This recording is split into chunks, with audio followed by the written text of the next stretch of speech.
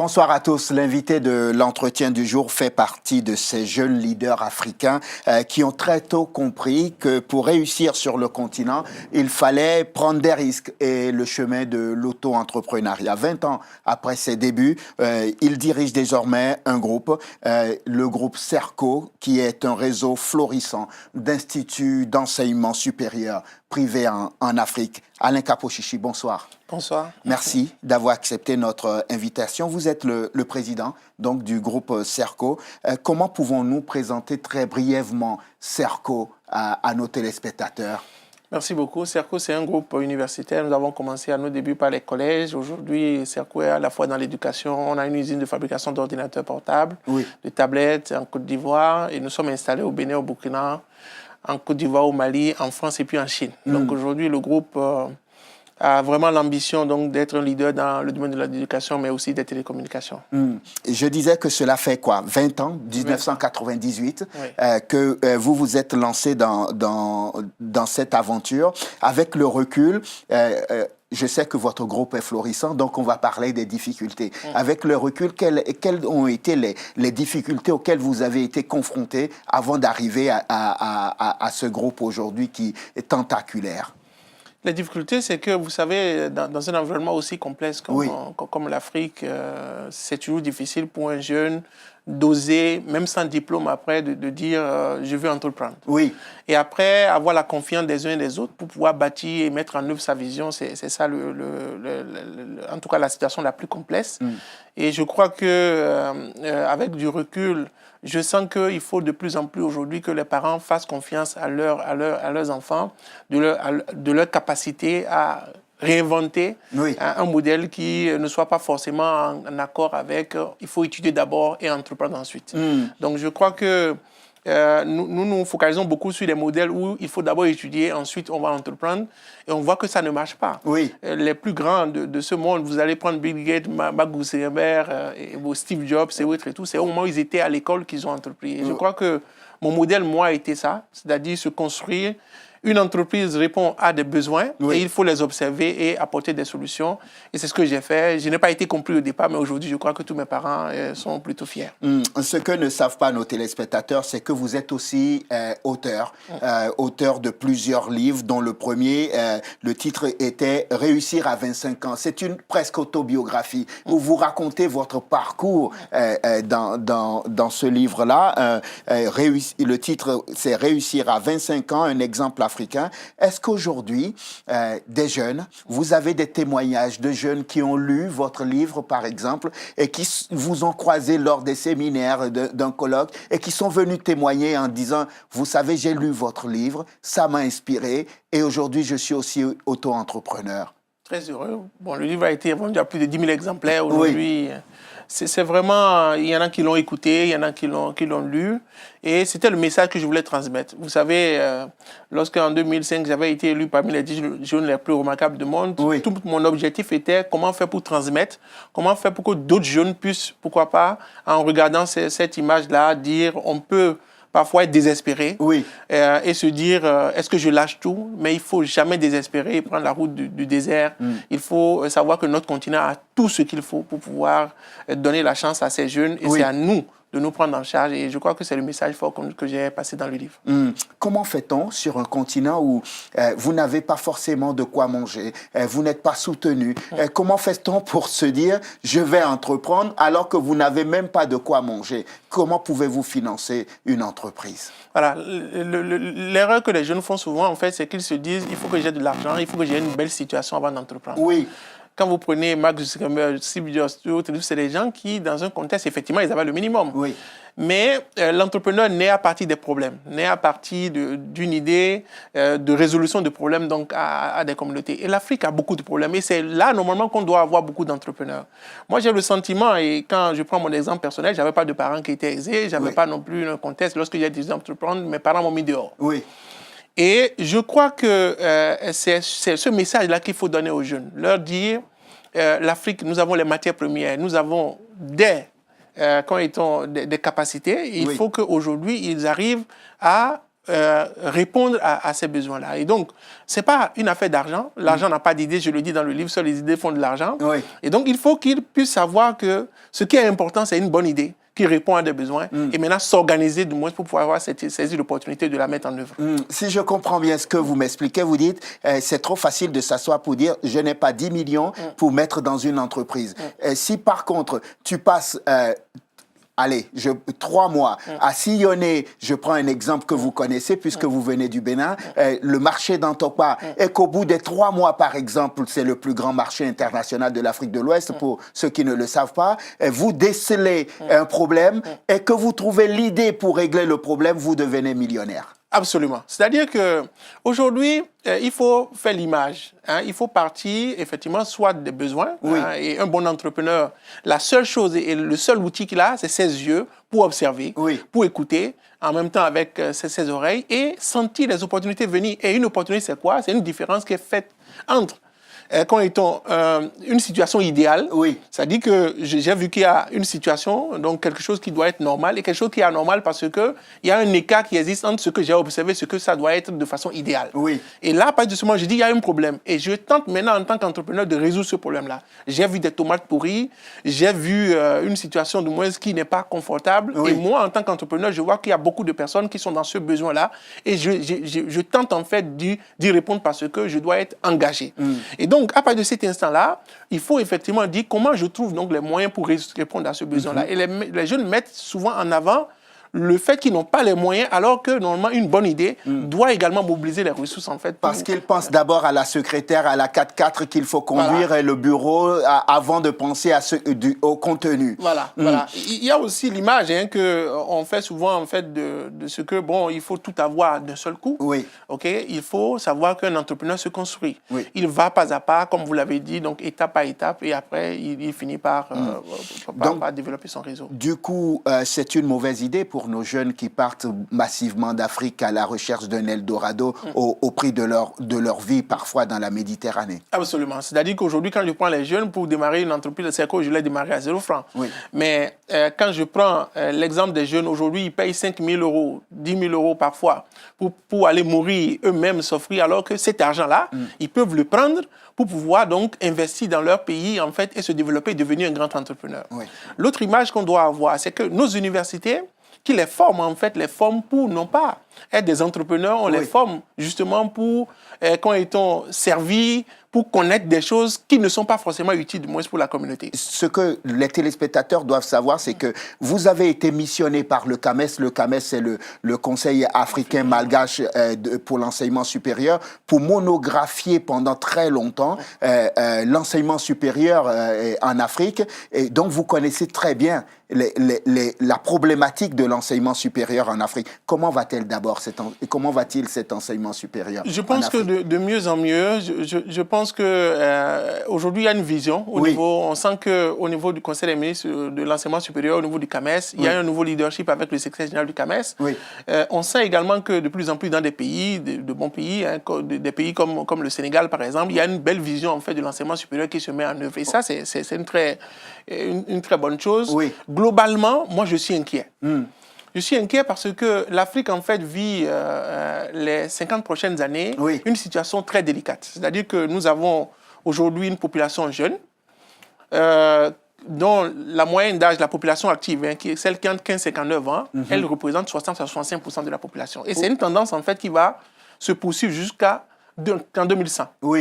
La population africaine va doubler, d'aujourd'hui, du moins à 2050, nous allons passer de 1,1 milliard à 2,2 milliards et quelques millions. Et en 2100, l'Afrique représentera 40% de la population mondiale. La part que représente la population active aujourd'hui devient prépondérante au regard du fait que si vous prenez 10 jeunes, vous avez 7 qui sont en âge de travailler. Et donc, il est important aujourd'hui que le modèle de l'université que nous avions avant, qui était un modèle calqué sur... en tout cas celle de quand étant celui de la colonisation, nos aînés, l'objectif c'était on forme les gens. Des sociologues, on forme des gens qui... Des géographes, des formations. On en a besoin, mais aujourd'hui, l'Afrique n'a plus besoin de... Vous prenez par exemple une université comme le Bénin, vous avez la Flash, il y a quelques années encore, vous avez 50 000 personnes qui sont à la Flash. Alors, la Flash, c'est la faculté des lettres, arts et sciences humaines. On a besoin effectivement de beaucoup de sociologues, mais pas à cette dimension. On a besoin d'autres domaines et il est important que les États puissent réfléchir, suivant les pôles de développement que l'État s'est donné, que l'université puisse former justement pour pouvoir engager les jeunes, non pas pour qu'ils étudient pour le plaisir d'étudier, mais pour qu'ils étudient pour pouvoir résoudre les problèmes de leur communauté. Et c'est pourquoi je dis que l'université est restée trop élitiste. Il faut que l'université descende. Chez nous, on dit échelon, il dit balavoie. C'est-à-dire qu'il faut que l'université c'est d'être en haut, mais il faut qu'elle descende pour résoudre le problème de la bonne dame qui a sa tomate du moins qui pourrit, pour résoudre le problème du moins de la femme qui est au marché, qui a des mouches sur sa table et qui l'embête toute la journée, où elle est obligée de balancer comme ça. Pour chasser les mouches. Il faut que l'université soit dans le pratique. Dans la pratique, il faut qu'elle soit qu'elle colle. Et ça, en réalité, pour pouvoir le faire, c'est assez simple. Il faut changer de méthode pédagogique. C'est-à-dire que... Vous dites qu'il faut changer de méthode pédagogique et c'est là qu'intervient cet ouvrage que vous avez publié en 2014, qui a monographié les problèmes d'abord et proposé des solutions. L'ouvrage est intitulé « Quelle université pour... Quelle Afrique, autonomie, gouvernance et outils de pilotage ?» On va parler d'autonomie, puisque vous en parlez. Quand vous dites autonomie, vous pensez à quoi? C'est manque d'argent, manque de liberté d'enseignement? C'est quoi le problème? C'est-à-dire que comme avec la massification des effectifs, c'est-à-dire que vous avez le nombre d'étudiants dans les universités africaines qui double tous les 5 ans. Depuis 1995, c'est la même tendance et elle va se bouger jusqu'en 2100. Donc les universités ne sont pas dimensionnées et l'État était resté le seul acteur, c'est l'État qui amenait toutes les ressources. Et donc, les universités sont très dépendantes, en fait, des États. Et parfois, même quand il y a des problèmes, en fait, les étudiants préfèrent adresser leurs problèmes directement au ministre ou bien au président plutôt que au recteur. Du coup, le recteur, qui a une dépendance totale, en fait, est en réalité très dépendant du système. Et de l'humeur du gouvernement en place. Même quand ils sont élus, manque de leadership. On en a très peu, en fait, de recteurs qui ont une vision, qui ont vraiment un leadership affiché et qui devrait en réalité, sachant que l'État ne peut plus être le seul acteur, en fait, le seul partenaire donc, de l'éducation, diversifier en fait les sources de partenariat pour pouvoir engager son université dans la transformation véritable, pour qu'elle devienne une université non plus de la connaissance, mais de la créativité, de l'innovation. Vous dites que les universités d'aujourd'hui et de demain doivent être des universités autonomes financièrement et qui ont un projet, un programme de développement, d'enseignement et vivre vraiment en autonomie pour pouvoir décider de ce qui est bon, quand et sur des décennies. Absolument. Recruter les professeurs, mais au-delà de ça, faire une contractualisation avec l'État, un contrat de performance, mais au-delà de ça, que l'université, en fait, dans son environnement, vive avec l'écosystème de manière à résoudre des problèmes. Et vous allez voir que nous avons toutes les ressources qu'il faut. C'est-à-dire que quand moi, je regarde, aujourd'hui, le CERCO, on a plusieurs universités, on n'a jamais ni une banque, ni l'État qui a donné du moins des ressources et autres et tout. Et moi, je sais que si on prend les ressources, qu'on les utilise de façon normale, et que en même temps, on engage l'université dans sa transformation pour qu'elle soit productrice, en fait, de solutions pour la communauté, on est capable de trouver les ressources. Ce n'est pas les Européens, ce n'est pas les Chinois, ce n'est pas eux qui viendront construire nos pays à notre place. Aujourd'hui, l'Afrique est vue même comme une menace, en fait, pour la communauté internationale, tout simplement parce que dans notre positionnement, nous allons être 40% de la population mondiale en 2100. Pendant que l'Afrique progresse et ce qui est une richesse, c'est-à-dire qu'une jeunesse en fait qui bien formée, quand moi j'arrive en France, aujourd'hui on est en France ici, quand je prends mon téléphone, je trouve que j'ai une meilleure connectivité en Côte d'Ivoire qu'en France. Ah oui? Absolument. C'est-à-dire que quand je prends mon téléphone et que je veux pouvoir visualiser une vidéo du moins en Côte d'Ivoire, je pense que j'ai une meilleure connectivité qu'en France. Quand vous prenez du moins les jeunes Africains, il y en a qui sont mieux formés même que les étudiants du moins en France. Et donc aujourd'hui, on n'a pas compris que quelque chose a changé en Afrique. On n'a pas compris que les jeunes Africains sont capables en fait d'innover, de pouvoir faire les choses. Et il faut qu'aujourd'hui les États puissent savoir qu'il y a une chance qu'on peut donner, du moins à ces jeunes-là, et que rester sur place, en fait, ils sont capables d'impulser quelque chose de très positif pour le pays. On va aller vers la fin de cet entretien, mais je tiens absolument à ce qu'on aborde très rapidement la question de la gouvernance et des outils de pilotage. Vous diagnostiquez donc et vous dites il faut qu'on arrive à une autonomie financière. Ensuite, vous dites qu'il y a un problème de gouvernance et d'outils de pilotage. Résumez les deux ensemble, s'il vous plaît. C'est-à-dire qu'à partir du moment où le recteur a un outil, un leadership, oui. il est responsabilisé, oui. il a mis en place une transparence, il faut qu'il y ait un mécanisme d'allocation des ressources et que l'État, qui en réalité a la charge de l'orientation globale, puisse avoir des indicateurs sur lesquels, en fait, il doit piloter l'enseignement supérieur. On a l'impression aujourd'hui que dans nos pays, qu'on gouverne l'enseignement supérieur en réglant les problèmes à chaud. Il y a grève par ici, il y a tel problème par ici, et on les règle. On décide qu'on va construire un bâtiment ici, le lendemain, on va faire... Au niveau des politiques, on va faire des promesses, etc. Et tout. Il y a vraiment un cadre de moins à faire. Et donc, ce que nous disons, c'est qu'il faut qu'on puisse avoir des éléments avec un système de remontée d'informations de manière à ce que l'État puisse savoir que lorsque je mets 50 étudiants de moins dans tel secteur, dans 5 ans, ils sont à tel niveau. Et qu'on puisse savoir aussi qu'on ne peut plus, l'administration publique ne peut plus recruter. Quand vous prenez le nombre de personnes dans la fonction publique dans tous nos pays, le nombre de personnes, en fait, représente moins de 1% de la population. Le secteur privé dans nos pays ne peut plus non plus absorber donc, les jeunes diplômés, tout simplement parce que nous avons un secteur privé qui est essentiellement familial, avec un nombre d'emplois, en fait, qui est moins de 10 employés. Et donc, tourner vers l'import-export n'est pas capable d'absorber plus de 55% en fait, des jeunes qui vont sortir de l'enseignement supérieur. Donc, il est important aujourd'hui qu'on puisse promouvoir l'entrepreneuriat, l'innovation, de manière à ce que les jeunes se prennent en charge et qu'ils résolvent par eux-mêmes leurs problèmes. Et c'est en cela que la gouvernance et les outils de pilotage permettent en fait d'orienter les jeunes vers des secteurs porteurs pour résoudre les problèmes de l'environnement de nos pays. Quand je nous écoute et quand je vous écoute sur ce plateau, je me dis, si je suis derrière ma télé et que je suis ministre de l'enseignement supérieur, peut-être que je vais demander à vous rencontrer pour qu'on échange. Est-ce que vous avez déjà croisé des décideurs politiques sur le continent et qui sont, intéressés par votre approche de solution? Beaucoup. Je pense que j'échange beaucoup avec les ministres. J'ai quand même cette chance-là d'être déjà invité 2 fois au Conseil des ministres de l'enseignement supérieur, même si je n'ai pas été toujours tendre au niveau des ministres de l'enseignement supérieur, en leur disant, nous mentons sur les taux de chômage dans nos pays. On dit que nos taux de chômage sont de 2%. Il faut qu'on arrête en fait de dire... Nous prenons conscience de nous. Le seul pays qui a réussi en fait à dire un taux de chômage correct, c'est 60% pour le Congo. Et il n'est pas normal en fait que nos pays où nous avons, pour la plupart du temps, nous n'avons pas d'industrie, nous n'avons pas autre et tout. Quand vous prenez la France a au moins environ 10% de moins de taux de chômage. Même les États-Unis qui ont 5% de taux de chômage, c'est un pays industrialisé. Et nous continuons en fait, nous ne regardons pas, de manière à dire quels sont nos problèmes. Parce que si on ne règle pas nos problèmes, dans 5 ans, dans 10 ans, les jeunes vont bouleverser le système économique. Et c'est en cela que nous allons voir ce qui s'est passé en Tunisie, où Mohamed Bouazizi, un jeune qui s'est retrouvé à vendre de la banane, malgré qu'il soit diplômé, vous allez voir qu'il y aura des bouleversements. Et c'est ce que nous voulons pas, nous voulons éviter. Donc moi, j'ai souvent l'occasion de leur expliquer qu'il faut qu'on change de paradigme, que nous puissions nous organiser de manière à regarder l'enseignement supérieur avec un nouveau modèle de financement. Et je crois que c'est ce que dit un peu ce livre-là qui a été écrit. On va conclure par cette dernière question. Votre phrase de fin me permet de vous poser cette question. La voici. Comment faudra-t-il donc faire pour encadrer, éduquer les jeunes Africains aujourd'hui et demain, pour éviter justement que cette croissance démographique dont nous parlons ne devienne une bombe sociale sur notre continent?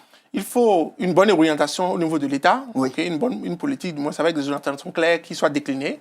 Il faut qu'il y ait, au niveau du changement des pratiques pédagogiques. C'est-à-dire que nous avons une méthode en fait, de formation qui est totalement transmissible. Il faut qu'elle devienne active. Il faut que nous soyons dans une dynamique en fait, de résolution de problèmes. Et les compétences, il faut pouvoir les identifier. L'UNESCO dit capacité de résolution de problèmes, travail en groupe, etc. Et tout. Et donc, les méthodes actives sont à privilégier. Donc, former les enseignants, 99% des enseignants qui enseignent dans nos universités ne sont pas formés aux méthodes, à la pédagogie. Alors qu'une chose est de savoir et l'autre est de savoir transformer, non pas pour tuer, parce qu'en fait, on veut que nos étudiants,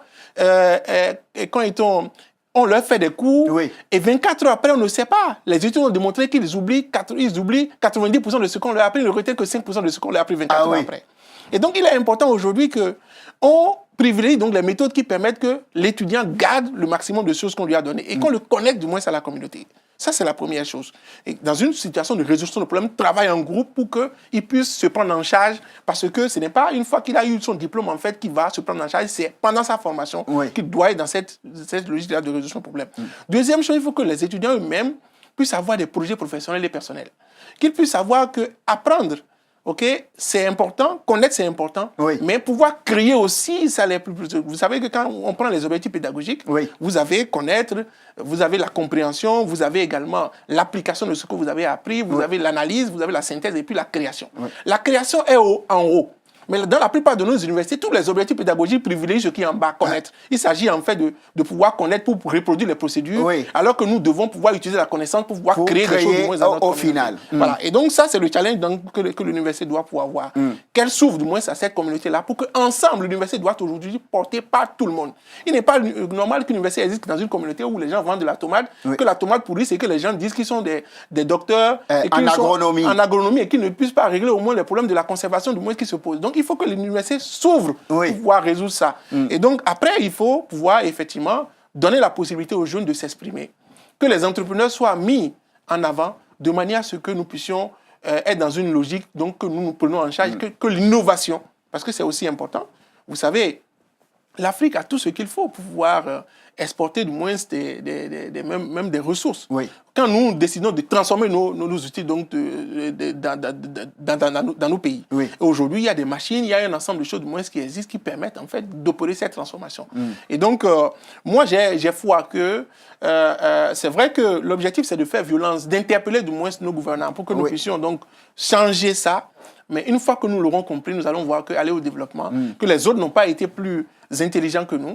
Et que quand je prends, en tout cas quand nous avons eu la chance de venir étudier du moins dans les universités européennes, et quand nous sommes avec les Européens, on ne sent pas de différence à plusieurs raisons. Nous les dépassons même à plusieurs reprises. Cela veut dire quoi? Cela veut dire que l'Africain est capable de faire des choses.